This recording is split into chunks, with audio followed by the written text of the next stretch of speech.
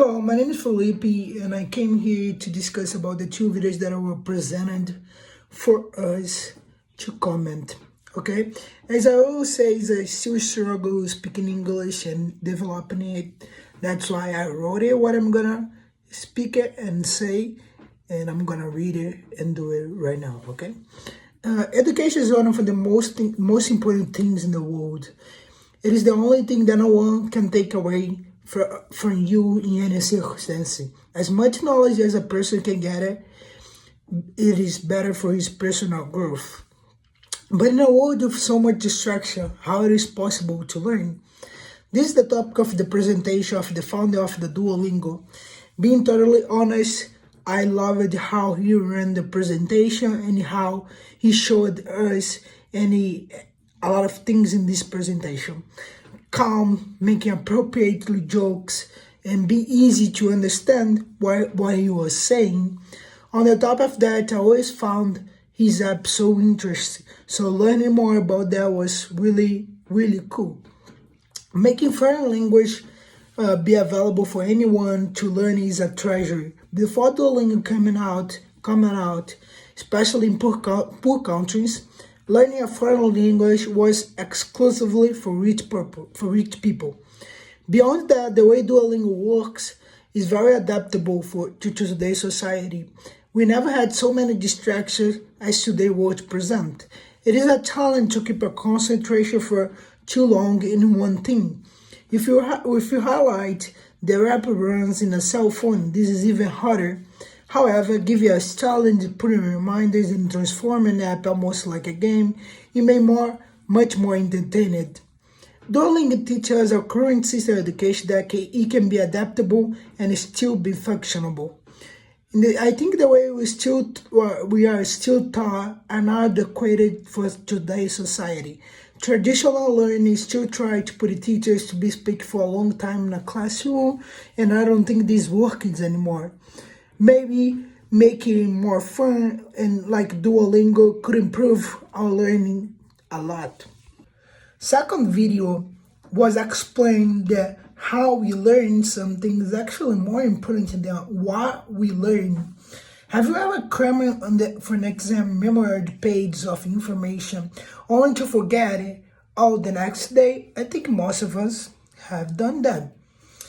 And this experience highlights a crucial point: how we learn matters far more than what we learn. In today's world, information is everywhere. A quick search online can give us facts on many topics within seconds, but having access to information is not the same as truly understand it or being able to apply it. The real challenge is know how to learn effectively, to think critically, adapt to new situations, and keep growing. Why does how we learn matter so much?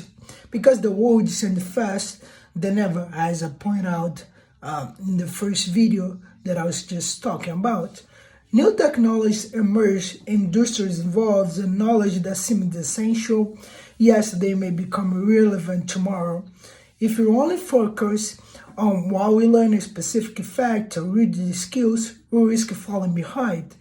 But when we master how to learn, we get ability to keep up, to unlearn outdated idea, and to relearn what matters.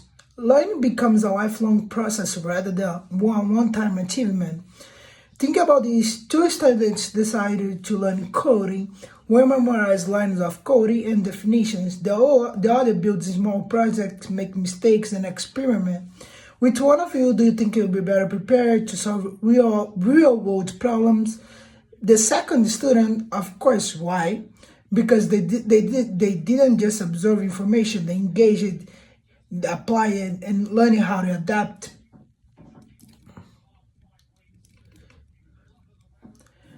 This brings us to the core of effective learning methods. First, there is active learning, engaging directly with the material by asking questions, participating in discussions, and practicing.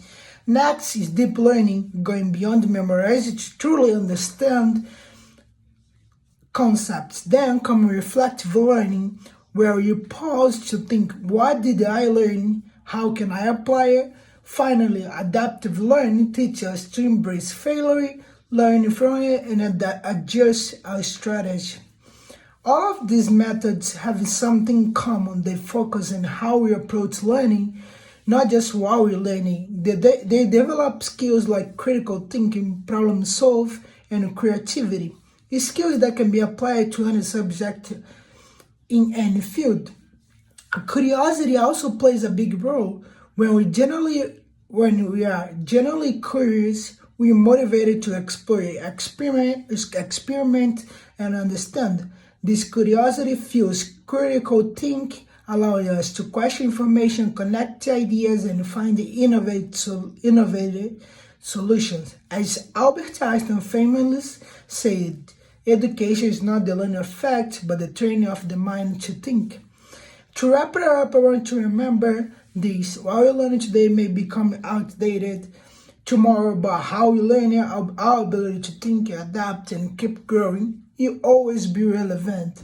So instead of asking, what do I need to learn? Let's start asking, how can I learn this in a way that helps me grow and adapt?